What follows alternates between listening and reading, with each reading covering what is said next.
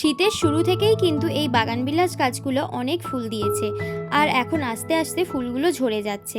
তাই আজকে যেই ফুলগুলো আছে সবগুলো কেটে দেব, যাতে আবারও গাছে নতুন নতুন ফুল আসতে পারে আর গাছগুলো ফুলে ভরে যায়। তো এখানে আমি ফুলগুলো কাটা শুরুও করে দিয়েছি। আমি কিন্তু কোনো ডাল কাটছি না, শুধু ফুলগুলো কাটছি যাতে আবারও তাড়াতাড়ি ফুল আসে। ডাল কাটলে কিন্তু ফুল আসতে অনেকটাই দেরি হবে। তো এক এক করে সব ফুলগুলো আমি কেটে দিয়েছি। এখন গাছটা দেখো কেমন খালি খালি লাগছে, আর ফুলগুলো দেখো কি সুন্দর লাগছে, আর আমার জামার সাথেও কিন্তু পুরো ম্যাচিং হয়ে গেছে। তো এখানে আমি ফুলগুলোর সাথে একটু খেলাও করে নিলাম।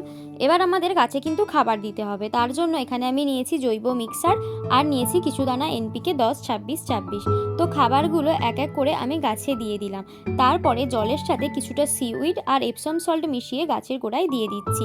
এরপরে সেমভাবে আমি এই পার্পেল কালারের বাগানবিলাস গাছের ফুলগুলোও কেটে দিচ্ছি, আর একই খাবার এই গাছেও আমি দিয়ে দিচ্ছি। লাস্টে দেখো কত ফুল জড়ো হয়েছে, আর কি সুন্দর লাগছে সব ফুলগুলোকে একসাথে, তাই ফেলতেও একদমই ইচ্ছা করছে না।